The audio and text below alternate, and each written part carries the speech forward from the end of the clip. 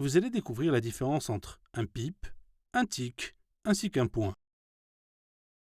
Un tick est la plus petite variation de marché possible. Le tick étant alors le pas de cotation sur le marché. Le pipe est utilisé sur le forex uniquement. Il peut être l'équivalent du tick. Cependant, souvent, votre courtier offre un pas de cotation supérieur au pipe. Le tick sera alors une variation de cours différente du pipe, la plus petite possible sur votre paire. Un point est la plus petite variation de marché possible à gauche de la décimale, tout simplement. Définissons le pas de cotation. Le pas de cotation est l'écart minimal entre deux cours consécutifs. Il est l'écart imposé entre l'offre et la demande par les régulateurs de produits réglementés, comme les futures ou les brokers CFD, qui choisissent eux-mêmes leur pas de cotation librement. Il est impossible de déroger au pas de cotation. Celui-ci est bien souvent plus important pour un trader que le spread ou les frais de commission. Mais il est souvent oublié dans l'équation. En effet, le pas de cotation a des incidences directes sur la façon de trader, la nervosité d'un produit et au final sur les gains du trader. Pour le scalping, il est même un élément fondamental de la réussite ou de l'échec d'un scalper. Prenons maintenant un exemple. Chaque futur possède son pas de cotation qui lui est propre. Par exemple, le CAC 40 et le DAX 30 ont sur futur un pas de cotation de 0,5. Sur le Dow Jones 30, futur YM, le pas de cotation est de 1 point.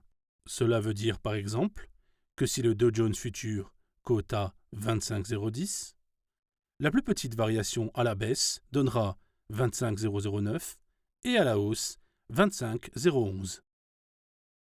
Pour le DAX futur, s'il cote à 10,515,00, la plus petite variation à la baisse donnera 10,514,50 et à la hausse 10,515,50. Voilà, vous savez tout sur le pas de cotation. N'hésitez pas à comparer en fonction des brokers, sur le même actif, les différences de pas de cotation mises en place. Un pip, ou pips au pluriel, est l'évolution de la valeur de la paire de devises. Sur le marché du forex, nous ne calculons pas nos gains en pourcentage, mais en pips. Le pip est la plus petite variation de valeur possible d'une paire de devises. Cette unité va nous permettre de déterminer si nous avons fait un gain ou une perte. Prenons un exemple. À l'heure où cette vidéo est enregistrée, l'euro USD est à 1,0990. Le zéro que je viens d'annoncer est donc le pip. C'est le quatrième chiffre après la virgule qui nous permet de définir s'il y a une évolution positive ou une évolution négative. Si la valeur passe de 1,0990 à 1,0991, dans ce cas, vu que la quatrième valeur après la virgule a augmenté de 1 à la hausse, eh bien il y a une évolution de 1 pip. Au contraire, si la valeur passe de 1,0990 à 1,0989, il y a une évolution vers la baisse de 1, donc 1 pip à la baisse. Lorsque nous partons à l'achat, que nous prenons une position acheteuse, nous voulons que les pips augmentent dans le même sens pour engendrer du bénéfice.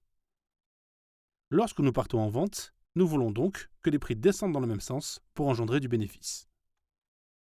En fonction de si nous partons en achat ou si nous partons en vente, nous allons pouvoir définir si nous sommes en gain ou en perte. La seule variante qui existe est sur le yen japonais.